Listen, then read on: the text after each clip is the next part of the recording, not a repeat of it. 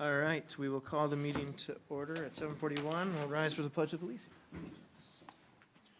Pledge allegiance to the flag of the United States of America and to the republic for which it stands, one nation, under God, indivisible, with liberty and justice for all. It's weird looking from that angle. All right, any changes to the agenda? There is. We have two changes to the agenda. We had a request from Councilmember Stiles to move the SIU ordinance amendment down to general business, so it's now item B. And Linda requested providing the council an update on election-related items, which will be added as item A under administration, under reports. Do we have a motion to approve the amendment as agended? Motion to approve. How about a second? Second. Motion and a second. All those in favor say aye. Aye. Opposed? All right, no presentations, proclamations, or acknowledgements. Is anybody here for public comment? Anybody online want to provide any public comment? Not seeing any. We will move on. Any questions to the consent agenda beyond the one item that was already pulled?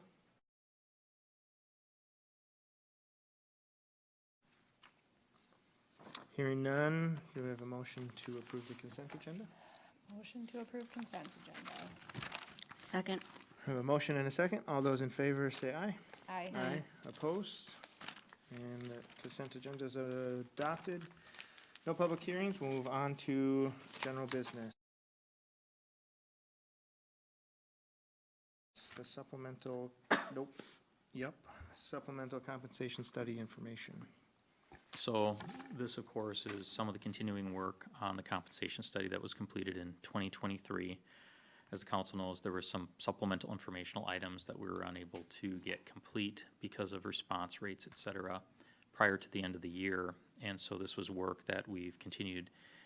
So while we took a look at the basic compensation structure, these additional items were related to what you would say would be supplemental pay, how you calculate overtime, callback, working holidays, those types of items. We did present that information to the council at the last meeting, and the council gave some general direction of items that they would want to pursue or supported to be competitive and consistent with the market. One item that the council requested some additional information on was the longevity pay and what it would cost to implement a longevity pay program for non-police, non-full-time employees who are not, or full-time employees that aren't police officers.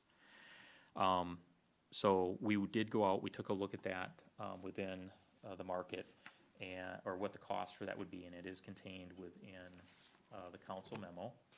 What we determined is that the cost to implement that would be around $33,000 using this year's fee schedule if we were to implement it for for the entire year.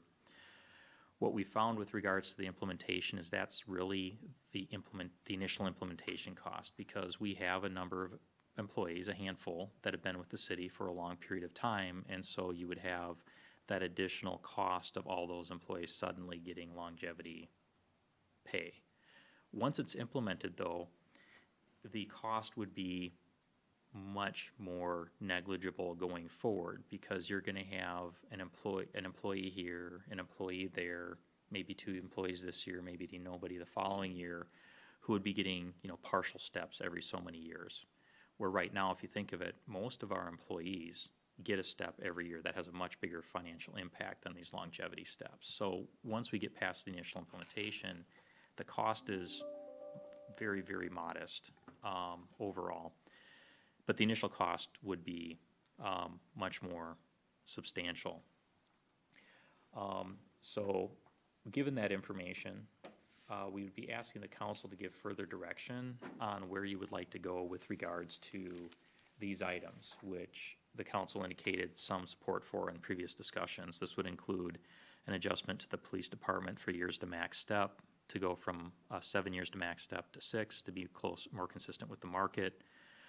Taking a look at how holiday pay is provided, to change it from double pay on premium holidays or very traditional holidays such as Christmas, Christmas Eve, New Year's Day, and going to 1.5 times for all holidays.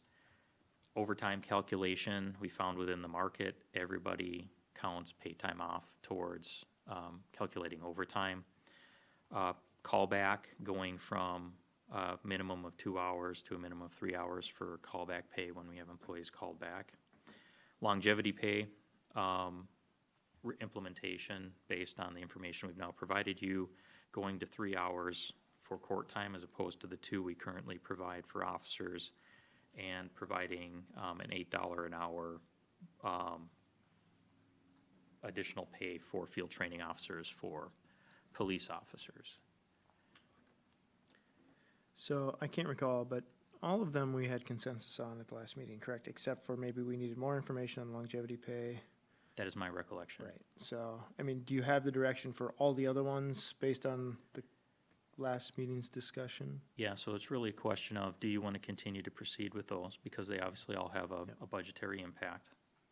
And with regards to some of them, we'll have to have discussions with the Public Works Labor Union related to it because they have a contract, and so we'd have to modify it. The other question is the timing of the implementation. Do you want to implement it the beginning of the year? Do you want to take a look at the cost of these and weigh it out for the beginning of the year as we work through the budget process? Or are there things that you want to implement within this budget year, either all of them or some of them, knowing that once you do it, it's going to be baked into next year's budget? Any initial reactions? I haven't, what do you think? I mean, so we're looking at what, 12 to 15,000 for the rest of this year, but then, you know, the 33, well, no, then it's just baked in moving forward, but we have to assume that in the budget. So then that adds the 1.5% or almost 2%, you know, next year. So for implementation within this year's budget, we have a couple things working for us. Reasonably, the implementation timeframe, and what we would recommend would be implementation at the beginning of September. So that means you're only having to fund it for the last third of the year. So the cost of implementation within this year's budget is reduced. It's not budgeted, but the cost impact would be less. We also have the advantage that with is a vacancy within the police department, creates elbow room within the general fund between now and the end of the year. The impact for implementation yet this year in the other funds, so you'd be talking fire department and the 3 utility funds, the total dollar amount is small enough that it really, I mean, there's variables within those departments that far exceed those dollar amounts, so the impact would be negligible.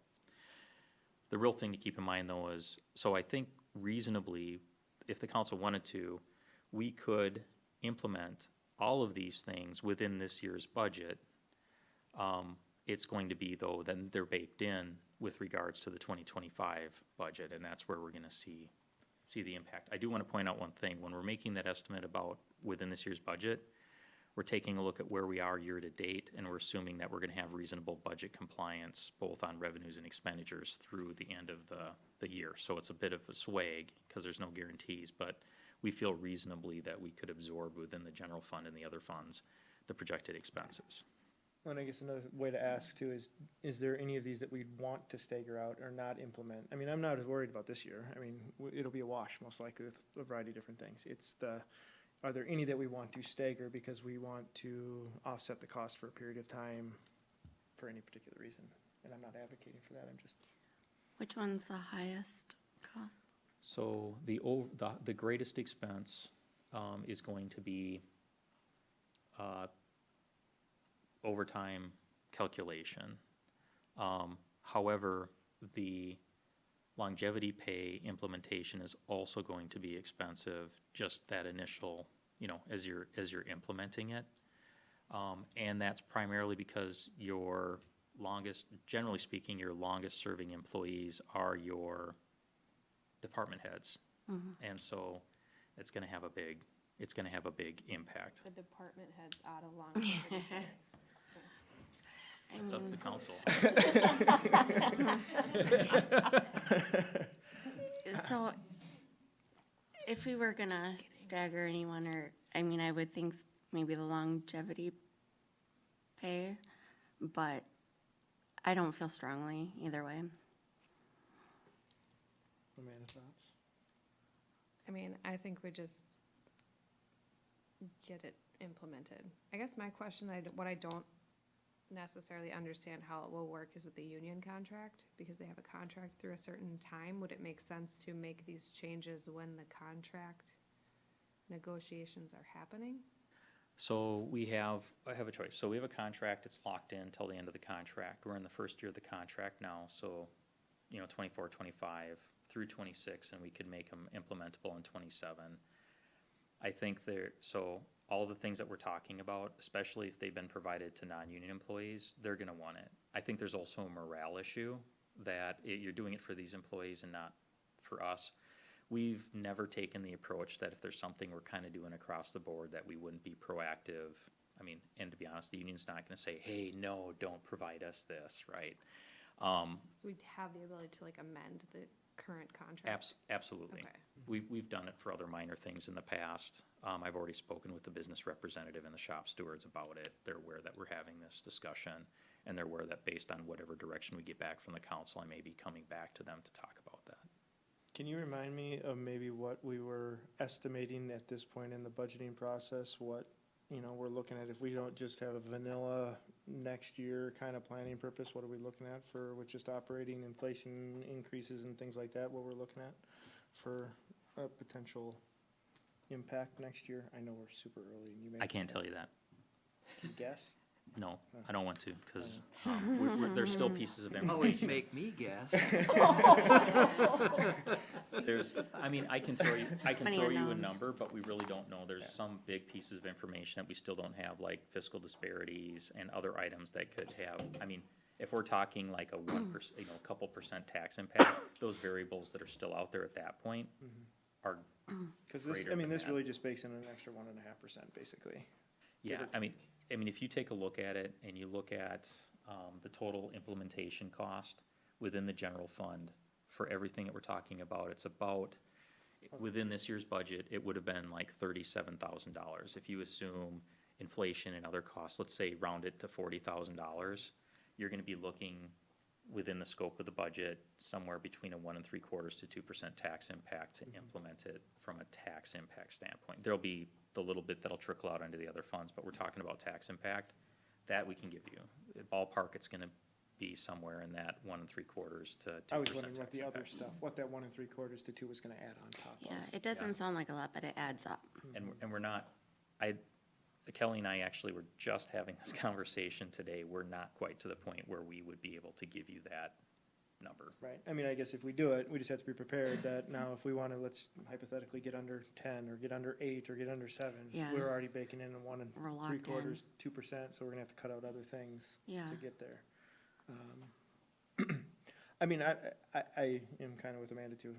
Rip off the Band-Aid, get it level set. We wanted to be with market. That was the whole point of doing the market comp analysis and everything, was to be competitive, slightly more competitive than the rest of the market, and reinforce the awesome staff that we do have, attract more awesome staff. Yeah, I do love the fact that we have staff that has been here forever and don't want to change that, but we're also a small town and our taxes are, in my opinion, high, and I don't want to add to that, so. But I'm with you guys. That's And we'll still, so you need the direction now to move forward with it, longevity pay, all the other things. You'll bring it back. Even if we were to kick it to August 1st, it's not gonna, October 1st, it's not gonna matter anything, even if we're gonna kick it to January. I'm not worried about this year. It's the ongoing, It's the everything, next year, so right? once you So it pull the doesn't matter. trigger, it's done. Yeah. So then there's a question of, do you need more information before you feel comfortable pulling the trigger? I Are wanna there know what the certain rest of things the you're budget's more? gonna look like. Yeah. That's, really, Yeah, that would, I mean, yeah. if I knew if we're sitting on 6.5 and this is gonna add an extra 2, okay, I can live with that. If we're sitting at 12.5 and it's like, oh my gosh, now we're gonna be up to 14, 15 and have to, We're not at 12.5. right, so so even that, it's But- helpful because that's where I don't wanna stick us further into a box. What if something crazy happens and unexpected and, And I guess I would probably trade out other things than this, maybe. So I would be willing to potentially look at kicking other things down the road or kick the can further, but this piece I would be okay with probably advocating for. Yeah. Feeling good? No. So are you, Are you bringing this back for us to like approve formally? yeah, next so what meeting? we're looking at is direction, so we know what action items. I'm To bring hearing and we when to have bring 'em. consensus to bring it all back to start on September 1st, if that's reasonable timeline and everything else. We'll time it with Yeah. beginning of a payroll period, but yeah, Yeah. it would be early September. Yes. Okay, so directed, we'll begin working on those items. So a lot of it's just policy related, but there will be the union contract piece for those items that are contained within their contract. Okay, thank you. All right, SIU ordinance. So, you have the memo in your packet, but maybe I'll have Rich give a brief overview of what it is and why we're recommending that we make these changes to the current ordinance. It's pretty straightforward. This amendment really looks at trying to capture from applicants what the expected variations in their use. We're historically told from an applicant, we're gonna use 5 million gallons a year or 20 million gallons a year, and that's it. But as explained in the memo, those variations can have impacts in different ways, and we learned that quite acutely this year, working through all of the different, the pump test and the aquifer impacts and the treatment plant capacity. All of that stuff is affected by those variations in use, and we're good right now. But we have to, when we get an application, also consider, we've got built into the ordinance some room for growth we have to consider. We have to consider our own peak uses, and if those all stack up incorrectly, we really should know that information to try and avoid problems. So this is simply to try and require and enforce more detail from applicants about their variations in water use seasonally, monthly, even their peak days can be very important. Because some users might be relatively, with a relatively narrow range, but other users might have significant fluctuations in their seasonal or even daily, and can they even predict when it's gonna be? Some sort of agricultural related might have a really strong fall water use as it's processing a bunch of vegetables and be flat the rest of the year. It just can be also, we'd like to make sure we try as best they can to give us that information, and that's what this is about. Yeah. Yeah, is would the amendment be retroactive, so, No, It would not. no, so, because we have would have one industrial user, so, Yep. that agreement is done and approved and in force right now. And it'll remind be me, effective. was there something in either the SIU agreement or in the ordinance that says any updates or changes to the ordinance or the agreement, but it must be the ordinance, can't impact any, or once you sign, it has to be 2 years, there has to be a 2-year window or something, not grace period, but my brain goes back to. I don't recall that. Okay. But generally speaking, if you have an existing user that's coming in, We couldn't just change it on them the next year and pull But- the rug out. but even if there is that, if you're outside of that window, if they're coming in to amend it, let's say they're asking for more water, so let's assume like Niagara, they come in for future phases and they need, because right now it's got a cap. If they want to grow that, let's say double it, make it 50% higher, whatever, they would have to amend that agreement. And then, Andrea, would we have the ability at that Open time it to up, then, I would think. to request that type of information? I believe we would, I think you would, Yeah. yes. because they're amending it, so we would then get that information from, although they were very cooperative, we requested that kind of information from them as part of the process. But we want to make sure that it's not just, hey, we're asking and they're nice and responding, we want to make sure that it's just part of the application process up front. okay, and I know, I did read the memo, and with what you said, we learned from the pump test, but I don't know if I'm just maybe living on a different planet, but I thought the pump test showed that we can tolerate pumping at even a higher amount without having to worry about well interference or anything like that. So I'm just confused. Again, but maybe imagine that we're 20 years down the road from now and we've tripled or doubled in size. That monthly use, if everybody's pumping at the same time, could be far bigger than what we did during the pump test. So we do want to know that, even though at this point, I mean, so they're kind of not the same issue, but certainly a monthly peaking or a seasonal peaking can be more impactful on the aquifer than a uniform usage. I think the idea is that as you start having more potentially large users on the system and you start stacking their peaks, over time start stacking now 2 or 3 or 4 people with peaks on top of the peaks of our normal residents, so to speak, for Right. watering lawns, we need to have a better understanding and be able to predict this is where we are, what we have capacity for on the system to be able to handle for those peaks, because you build your system for the peaks. Okay, because I know multiple people at multiple times did ask about summer usage and, watering lawns, if that would matter. And I feel like, and I could be wrong, but I feel like the answer was always that it wouldn't matter. And in fact, having a high volume water user like Niagara would be good because it would keep like a consistency. And so this, to me, is just saying a different story. No, so you're right. So we did have those questions, but we've looked at this one user and the capacity of our system. This is about getting information from future users or changes to that user and having a better understanding of that information for our system as we develop it into the future. And what you also said was true, having, and that's separate from this, of having a base consistent flow, which is more consistent with this user, is good for the operation of the system. But this is really an idea of being able, additionally, when we're looking at the system and evaluating its capacity, is getting more information to better evaluate the peaking issue. Okay, and then what happens when we go to amend our water permit again for Niagara's second phase, or are we gonna get the numbers from them then, or will it? These numbers are required when somebody applies for service or for a change in service. We will already know from these applications, say we have 5 of them in hand and we go for our next, and I'm just making things up, but that information would be used in us determining what our new appropriation should be.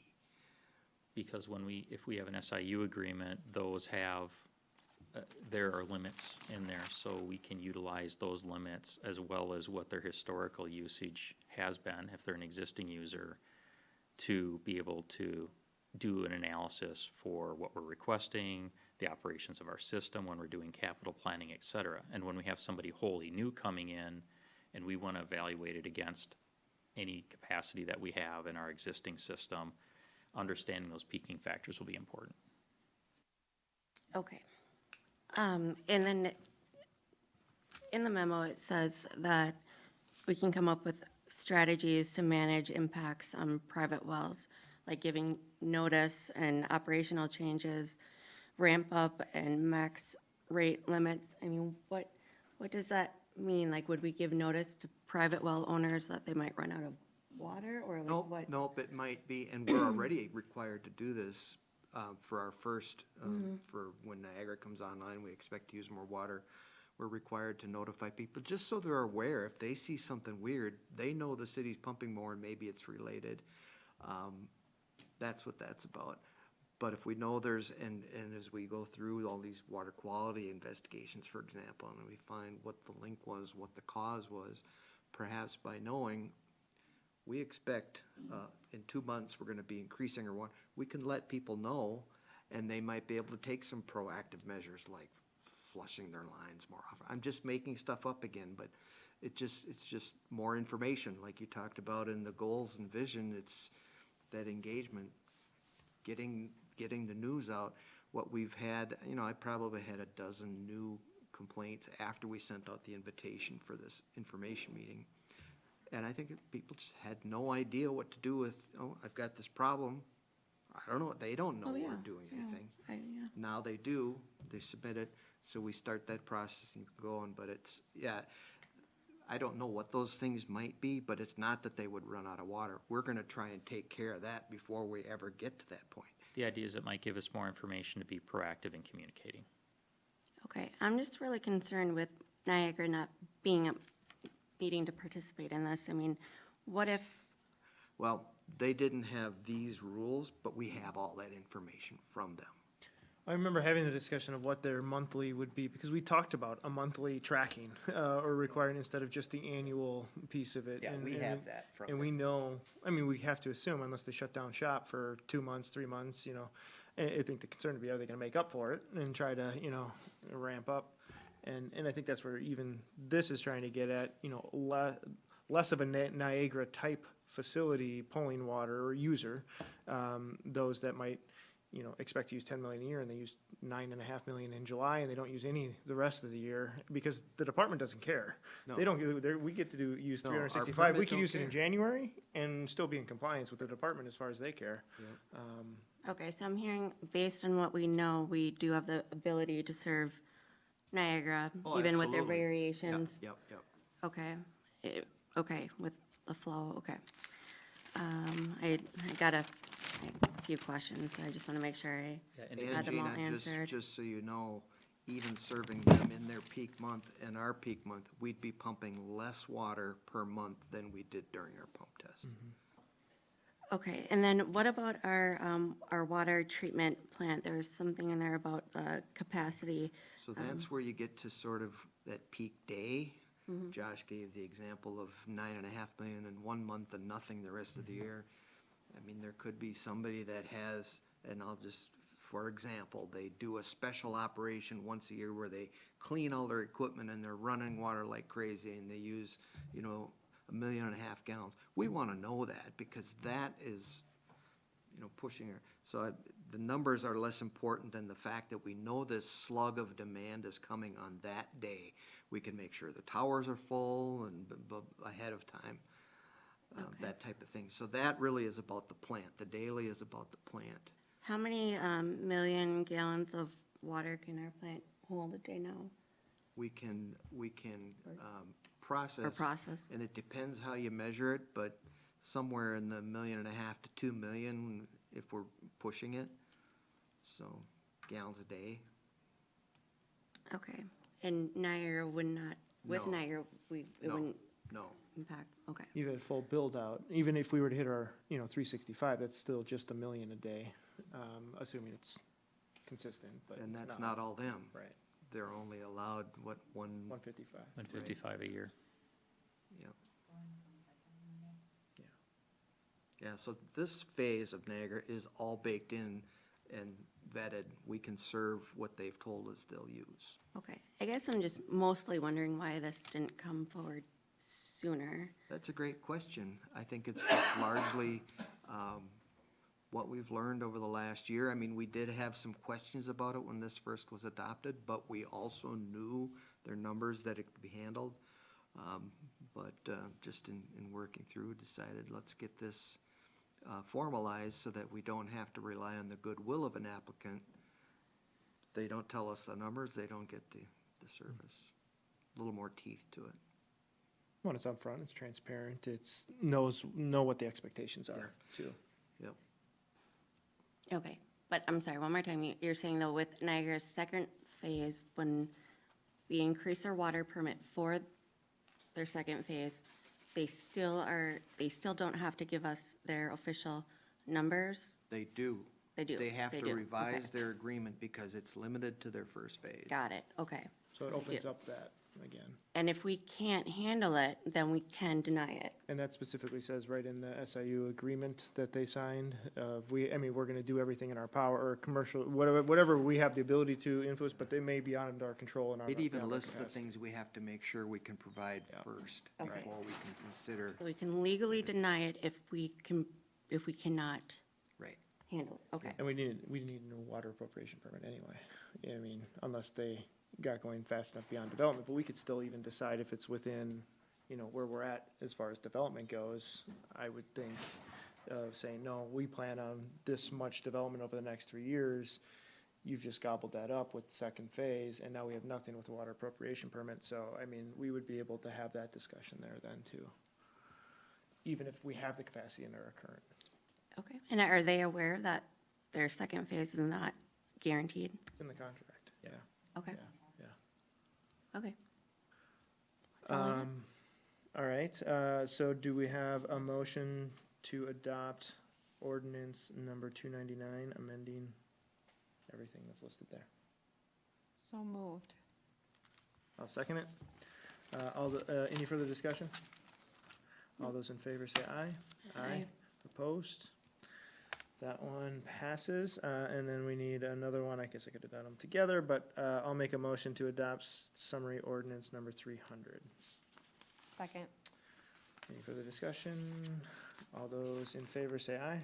Aye. Aye. Opposed? All right, move on to reports. Administration.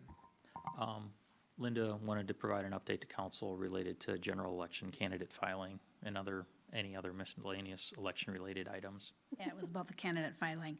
I just wanted to remind everybody that the general election is happening on November 5th. What? And, and we're gonna be looking for 3 positions that will be open for candidacy filings. And one of them is the mayor for a 2-year term and 2 council positions for 4-year terms. The candidate filings will be open July 30th to August 13th.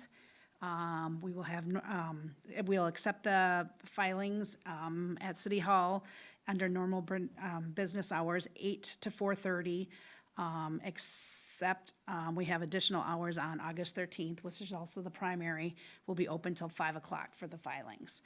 You come in, see me, it's a $2 filing fee, and you'll get a packet for all the information for filing. If you have any questions, contact me.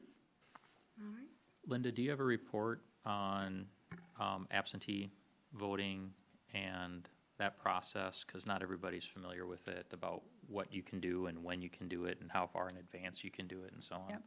Absentee voting started June 20-something. We have accepted 7 applications already, or ballots. Tomorrow starts direct balloting, which if you come in to vote, you can actually vote on the ballot and then put your ballot into the tabulator. I always forget that word. Before that, it was envelope system that you put it in, and then I ran them tonight. We're able to, after business hours, run them through. We had 7 people come in for this, and like I said, the direct balloting now will be open until Monday, August 12th. And we do have some extra Saturday hours, and that Monday before, we also open till 5 o'clock to accept the absentee ballots. Any questions? Thank you. Thank you. Anything from Public Works? No. Police Department? Things are going well. Found out the state of Minnesota has a sense of humor. As soon as Brady leaves, the state says, "Oh, it's your turn to do an audit." So we are working our way through 2 audits at this point. That's great. Right. Typical. And I just want to let you guys know, you heard that I'm going to be gone on vacation, so Josh will be covering the city and in charge while I'm gone, so should be in his capable Well, hands. there, he'll submit the audit for you, it'll be fine. I'm going to direct him to just do it. That's all we have. Awesome. Engineering? No report. Community Development? No report. Parks? Can I change my mind? Yeah. You already checked off. I did, I crossed off D, yes.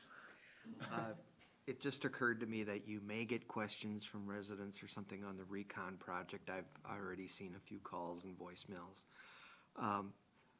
They've got the streets paved, the curb is in, most of the driveways are done, but there is some work left. There's restoration behind the curb, there's a little bit of concrete work left. We're keenly aware of that. We do want them to come back and do that. They will come back and do that, but it may not be as quick, it's not like I can call them and say, get here tomorrow. So we're not badgering, they're well within their contract for substantial completion. So people, I guess we'd ask their patience. The rain all year has affected this job, but we were one of the first ones they started. So we're in much better position than the 8 other jobs they have to do and are trying to catch up on. So they come back and do work here when they can. And so, yeah, just please be patient and it will get done. Okay. That works. The item we have tonight is the discussion related to the Wagner Park Field Facilities Reservation Policy. So the council will recall that under council discussion at the last meeting, council member Timmerman brought up the topic of being able to reserve the ball fields at Wagner Park for private events. Our current policy related to reservation of those facilities limits it to athletic organizations and for-profit and nonprofit organizations. Basically, individuals can't reserve it for their events. So that would exclude, so while we do rent the pavilion for things like wedding receptions and family gatherings and commercial events and things like that, we haven't at any point in the past allowed rental of the ball fields for those purposes. The discussion was, or the question of the council was, do you want to talk about this further? The council said yes. They said, staff, can you place this on a future agenda for discussion? So we did. So staff did go through and just kind of reiterated this is what our current policy and practice has been. Pointed out that just earlier this year we had reaffirmed that policy, and what we did in that policy is we created tiering for priorities as to who gets precedence over other people for those events. But we also identified the number of facets of this that would need to be discussed, evaluated, and possibly decisions being made on if you're considering a policy change to allow the fields to be reserved by private entities. We didn't work through all of those. We clearly didn't have the time to work through all of that. I guess the question I would say for the council at this point is, do you want to move forward with considering this? If you do, I think given the number of things that have to be reviewed, I would defer it or direct it to the Parks Commission to work through. And if you have an emphasis on it, such as we'd like you to come back with a recommendation on whether we should do it, or maybe we'd like to see if we can enable it, do your best, and if you can't, let us know why. Wherever that emphasis is, I think that would be good to be communicated as well, because our commissions always ask that question when they get projects sent to them from the council. Or if the council's like, nope, we really don't want to move forward with it, then we know that it's done. Kate obviously was the one who brought it up. I talked to her today. She wanted me to relate to the council that she would prefer the former on this, that it gets sent to the commission for their review and ultimate recommendations as to how we can accommodate it and what scope and whatnot. I agree with that. That works for me. And I would put the extra emphasis on find a way to make it work. Okay, so directed. I will talk to Jake about it and he'll schedule it for future commission meetings. CCEC. You did not meet this month. We'll meet in August. Slackers. Scale. Executive Committee, We did not have a meeting. All the scale stuff was suspended in July. as was I-35. Any discussion by council? No. Any motions to adjourn? Motion to adjourn. Second. A motion and a second. All those in favor say aye. Aye. Aye. Opposed? We are adjourned.